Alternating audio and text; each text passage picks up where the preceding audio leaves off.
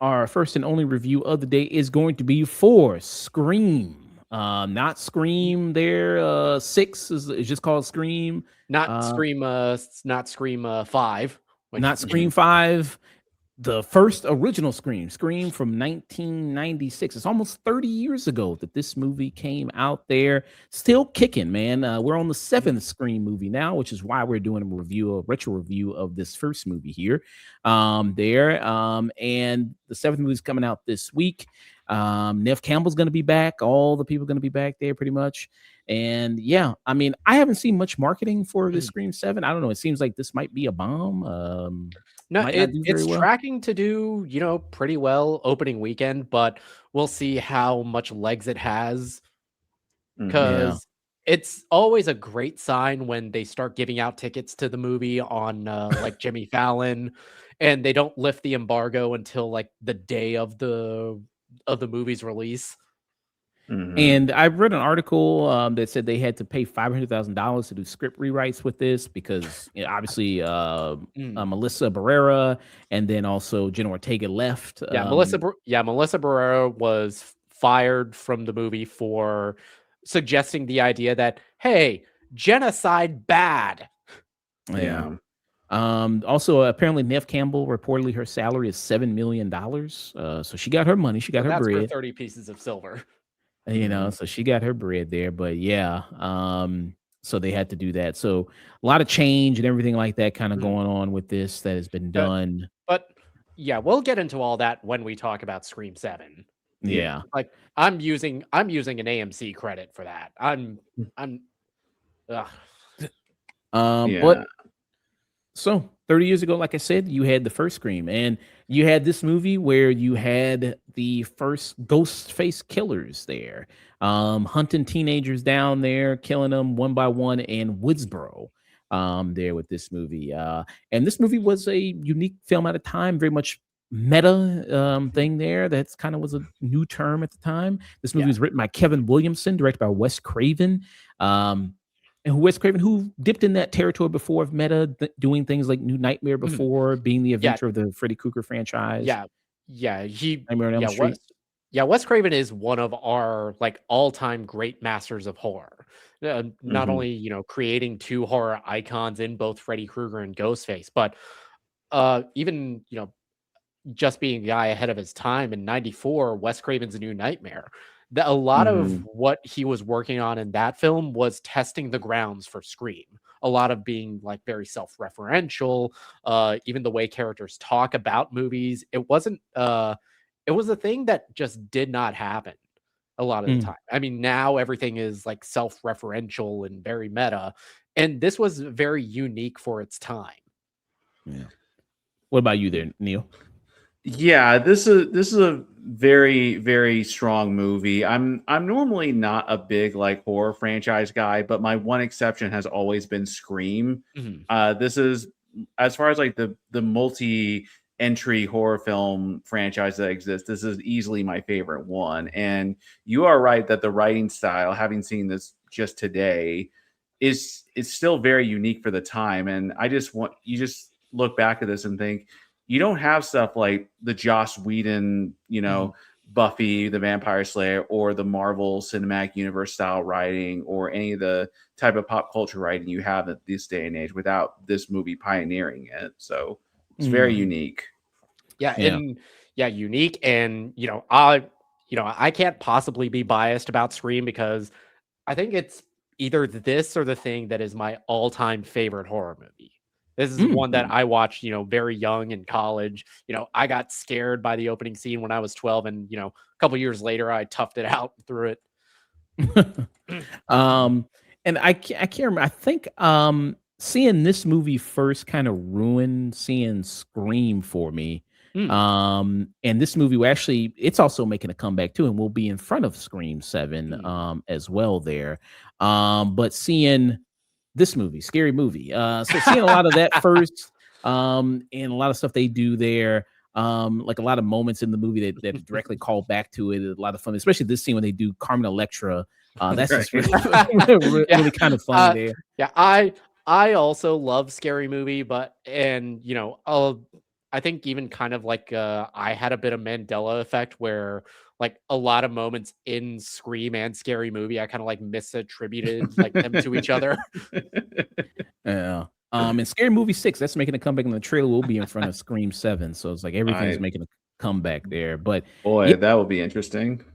but yeah, this movie, I mean, and also Scream. So you had Nev Campbell in this, who's the Mhm, star. She's the final girl in this. You had mhm. Courtney Cox, David Arquette, Drew Barrymore, who we see at the very beginning of the Yeah, movie. Also something pretty huge there that this movie.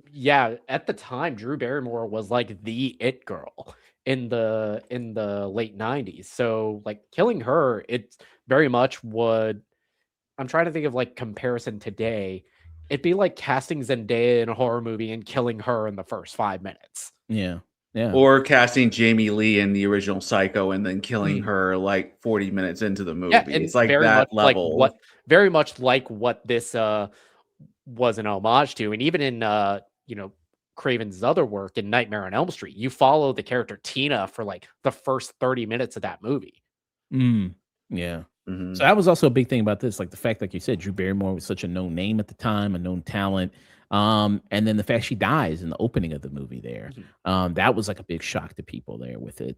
Do you think that this movie still works even after all these years, even after seeing so many of these sequels with it? What's your opinion there? Yeah, I think this movie works just as well today as it did back then. All these Scream Mhm, movies really are just like a mix of jump scares, mhm, humor, and like the character relationships really at the mhm, end of the day. And this first movie really gets that balance basically perfectly. It never really like truly frightened me or anything like mhm. that, but at the same time, I found the whole like meta narrative about scary movies and the horror genre and the character dynamics that exist in that story really compelling, and this just works basically perfectly as a slasher movie to me.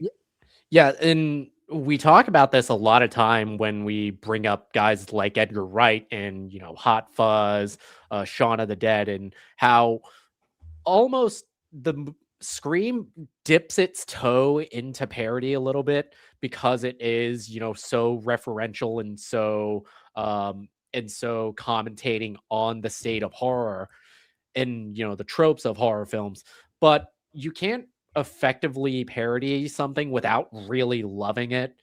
Very much like this movie, I kind of put this and Shaun of the Dead in the same camp of this works as a parody commentary on horror movies, but it wouldn't work if the horror aspects didn't also work.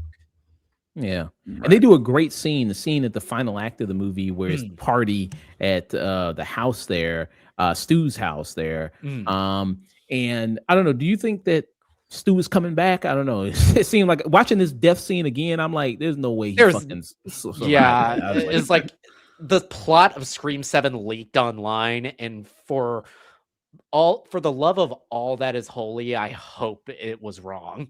Okay. It'd be interesting to see. I see it tomorrow. But yeah, we see that at the and then there's a scene where you have the big party going on, and then you Mhm, have now this is kind of like I guess a common thing in movies now, but you had the Jamie Kennedy character who was the nerdy guy. He was the mhm. film buff Mhm. in Yeah, it there. in the hands of Randy. any other actor, I feel like the character of Randy would have been annoying. He would have been like the guy who was doing too much. Yeah. And Yeah. oh, go ahead. I'm sorry. Well, I think that's more of a directing thing more Mhm. than like an acting thing. Because like I It I'm not going to pretend to be a Jamie Kennedy fan, but at the same time, I think Wes Craven is a good enough director to Mhm, tell him to like reel it in at the right mhm. times and like know when to cut off the comedy and like get to the more sort of the whodunit aspects of this movie. Yeah, and speaking of the whodunit, I feel like a great whodunit, once you rewatch the movie, everything that you've seen before takes on a new context and a new meaning. Because, it's no secret that, Billy and Stu are the killers. And on first watch, they are just telling you almost straight up that Billy and Stu are the killers. Like every scene they are in, it's basically just waving a red neon sign that says, I am the killer. That you almost Right. dismiss it because it feels like too easy of an answer. And that's kind of part of the funny aspect of this movie as well, is because like in hindsight, it is extremely obvious who the killers are, but like it's kind of like it's kind of a fine balance between sort of like the humor and the winking at the audience, but also being like a genuinely scary and thrilling movie at the same time Mhm. aspects. Yeah. I mean, especially, I mean, Matthew Lillard, Quentin Tarantino's most hated actor there. Um, you know, especially like all the faces he makes there, you know, Oh, sticking his tongue. he Like, is it's like, chewing the scenery like a piece of big league chew.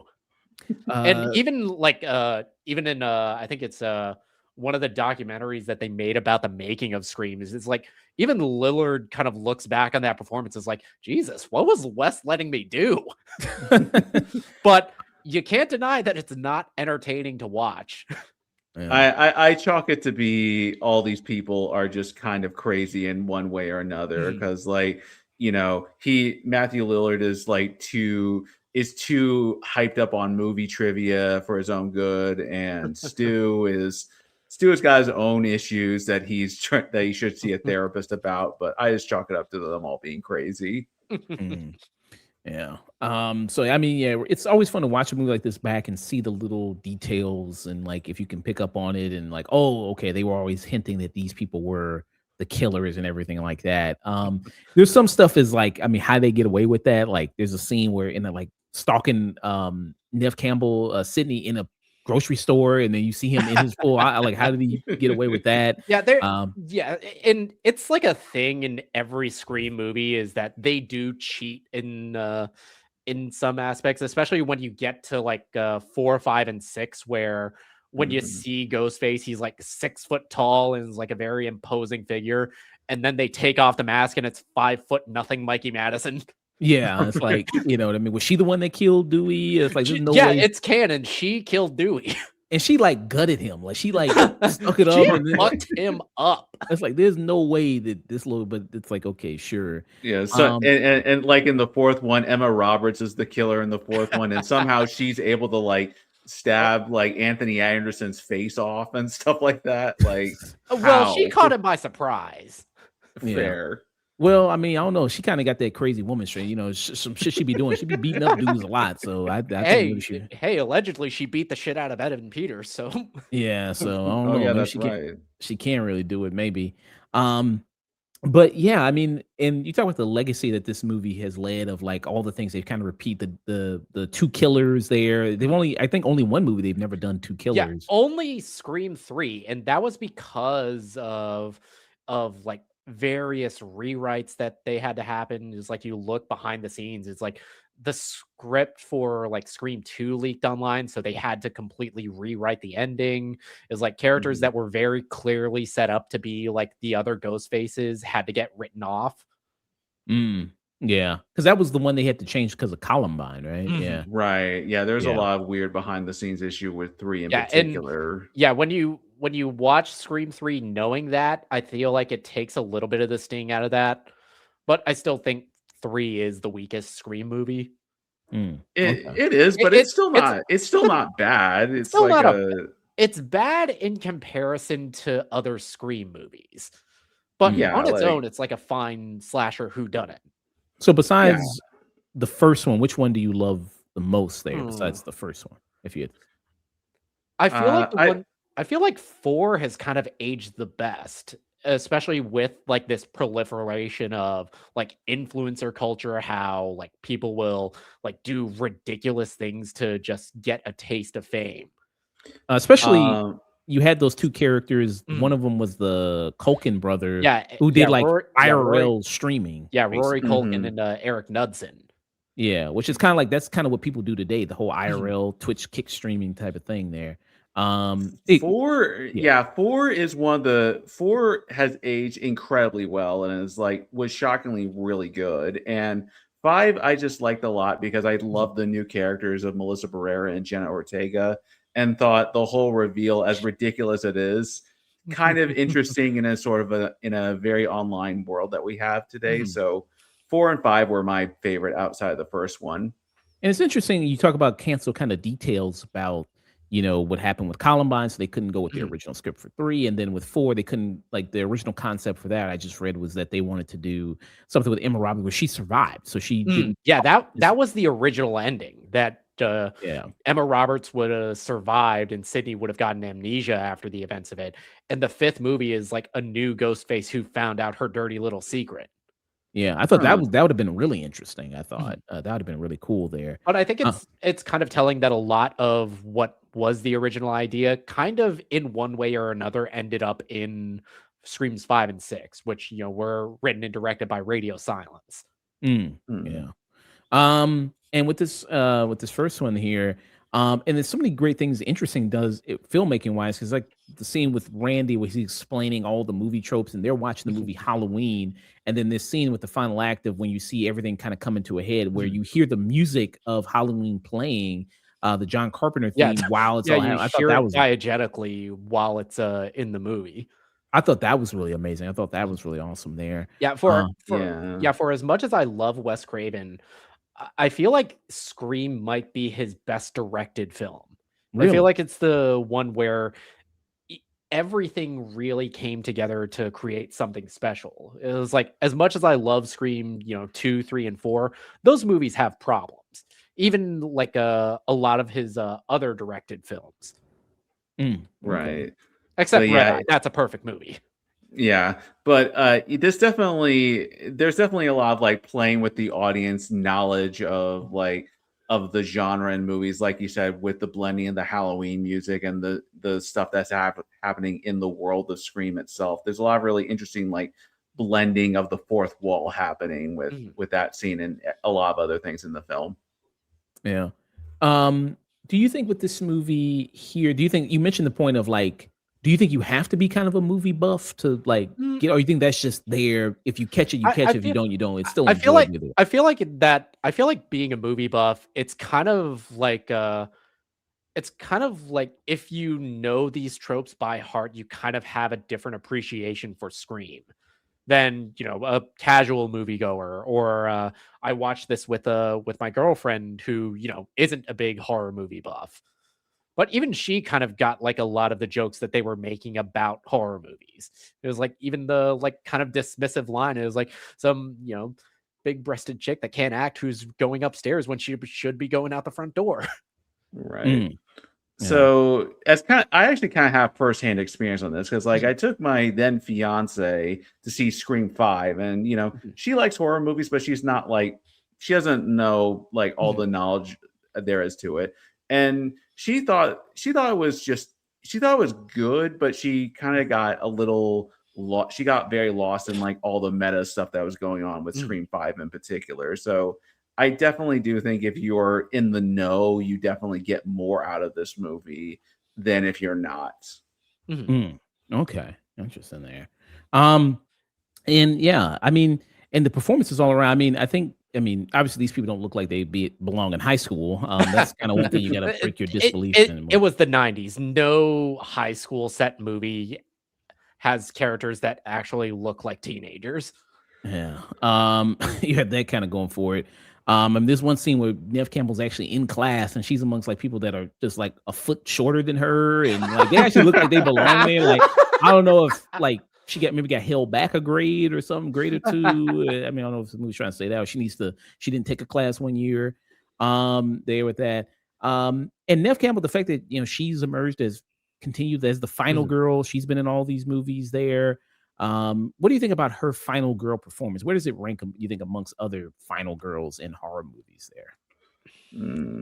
As far as like final girl performances, Nev Campbell as Sydney Prescott is like in that S tier. It was like everything great about the final girl. It's like she, is, very headstrong, very resilient. She, is faced with horrific things, and she always comes out on the other side of it, and that's kind of very inspiring, and all of that works so well with her performance. And especially in the circumstances we find Sydney in this movie, is like she's, the year anniversary of her own mother's death. And Yeah. this very, publicized court case that we get a like brief cameo on a television as Liev Schreiber, who they didn't even know that they were going to bring him back for the sequel. Yeah. Right. And her mother's a big point. I mean, her mother gets brought up in how many of these movies? Yeah, All of them. She is very much she is very much like the inciting incident of all three of the original movies. Yeah. Right. And Nev Campbell's performance is really good in this. Like it's a lot of the strength in this performance comes from the stuff that Nev Campbell brings to the character that maybe isn't on the page per se, but at the same time, she has a great personality and you really like root for Sydney and by extension Gale Weathers and Dewey to like make it out of this situation. Yeah, Dewey is very much, I think, the heart and soul of this franchise. And it's such a, it's such an offbeat take from David Arquette, who kind of plays Dewey as this like lovable, goof. Right. Yeah. What was the character in a scary movie? Doofus or yeah, Doofy. Doofy. Yeah. That was my favorite line rewatching this. It was like, hey, what did Mom tell you? When I wear this badge, you treat me like a man of the law. Right. Yeah. Did you have any like you think favorite deaths, favorite kills in the movie? Ooh, it's hard to say. I think the one that stands out the most is like the kill with Rose McGowan's Tatum, because it's such a fun, playful scene, especially when you think about, okay, which of the killers was it? Okay. Yeah, that one's really good, and it's the opening scene is iconic for reasons because it's a really good setup for the first scene. It has a lot of tension, but I think both Drew Barrymore and Rose McGowan's deaths in this are the best ones in the movie. Okay, I thought you were gonna say it's iconic because of the shirt, but okay, I thought you were gonna say that. Younger me would have said that. Right. But yeah, I think I like that one a lot. I like that death a lot. Rose McGowan. The other one I like a lot. Let's see. I like that whole. I know he doesn't die, but that whole stuff with the final act with Stu and with Randy. I think that one was really good. I like that quite a bit there. The opening kill, obviously, that one's really great too. And he's chasing her all around and the house and killing her. I think that's really good as well. I mean that's a great opening kill there. Well, this isn't one of the kills, but one of the funniest scenes in the movie. Like I was surprised by how much I was laughing at this. Is when the masks come off and you figure out, oh, it's Stu and Matthew Lillard's character. Like they get into an argument about, all right, you stab me and then I'll stab you to like cover their tracks and everything. And it's like that's like a very funny scene. You rewatch this movie, you realize that Billy and Stu were hella gay for each other. Right. I just love that argument about like I'm starting to feel woozy. And so much of that was improv by Matthew Lillard, especially he was like, "You hit me with a phone, dick." Oh man. Yeah, I mean he really makes the movie. I mean, he does also as like besides Nev Campbell's a great MVP in this movie as well there. And they even do kind of a little bit of a reunion. Him and I know they don't interact in the movie, but at Five Nights at Freddy's, they do. Right. They're both in that movie together there. And then you do see like these people do, like I said, do come back in the franchise. We see Skeeto, who's like the psychotic ghost dad of Melissa Barrera's character there. You do have that kind of going on. And Gale Weathers, played by Courtney Cox, she is like one of the also MVPs of this franchise. Gale Weathers is Courtney Cox, who completely forgets her character arc every movie she appears in. Yeah. So I thought that was kind of really good, and the relationship with like Dewey and her is kind of like very sweet. I think it's kind of very sweet and kind of romantic. It's very sweet, romantic. It's David Arquette and Courtney Cox were married in real life after meeting on the set of these. And watching the behind the scenes documentaries of like the original 4 films, you really see the environment that Wes Craven fostered and how much of it was basically like a family, and especially with at least the first two films, how quickly they released in succession with each other. Yeah. I mean, and Kevin Williams, he was hot. I mean, because he had He, Scream, then followed right up with I Know What You Did Last Summer. Scream turned Kevin Williamson into the it guy in Hollywood. Everybody was, and Scream ended up being one of the most influential horror films because suddenly every horror film from like 96 on had to be like, very youth focused, teen centric, sexy, like self-referential. Williamson would rate like I Know What You Did Last Summer, The Faculty, First. Yeah. First, Which I like The Faculty. I think The Faculty show running Dawson's Creek. Yeah. Faculty is cool, but I think it's pretty safe to say that like I Know What You Did Last Summer is just a big rip off of Scream. 100%. Yeah, and just not really as good. Which also made a return. I Know What You Did Last Summer there. Which also sucked. Yeah, which also was not very good there. And so you had that. Yeah. I mean, I can't sing Scream's praises enough there. I do really like the movie quite a bit there. And it was great going back and rewatching it again. It's always good back to rewatch this movie. I've rewatched it numerous of times. Neil, what would be your final thoughts rating for Scream? My final thoughts are this is borderline a perfect slasher movie. I think it does a lot of inside baseball talk. Yeah, that's right there. Oh, this kind of flashes you right there. I mean, like Jesus Christ, like come on, man. But I'm sorry, Neil. I'm sorry about that. No worries. Yeah. It does a little bit of inside baseball talk that may go over some people's head, but as a movie, I think it works flawlessly, and I think this is a perfect example of slasher horror filmmaking and one of the best examples in the genre. So this is slasher cinema perfected. So that's my rating. Wow. What about you, Nick? Yeah, this is one of my all-time favorite movies. This was, very influential to me growing up. When I was younger, when I first saw this, it made me seek out those, like a lot of the movies that they were referencing. It made me, seek out the original Halloween, Texas Chainsaw, Friday, a lot of those great movies, and it turned me into a horror fan. This was one of the most influential movies, not just for myself, but for like the entire landscape of Hollywood for like almost the next 30 years, because everything started getting like self-referential, started having like a bit more of a humorous tone to it. And all of that works perfectly in this film. Is like, as funny as the movie is, especially, as inside baseball for horror fans it treats the horror, it gives horror the gravity that it deserves. And I think all the characters are so well written that when a character does get killed, you genuinely feel bad. As fun as it is to watch a slasher movie, you do feel bad when a character dies, especially I think Tatum. And especially Drew Barrymore's character. Yeah.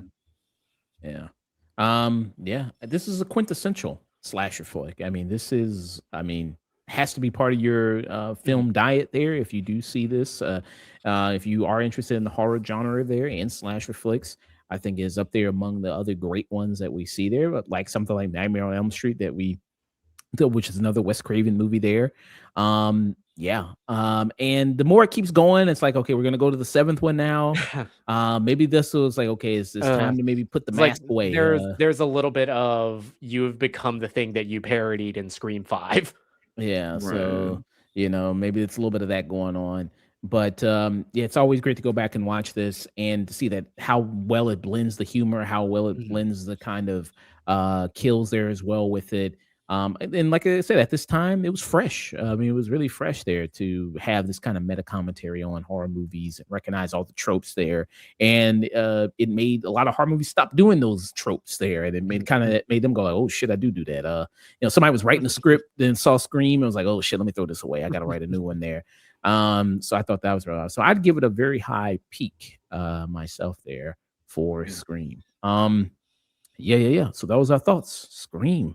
And that is it.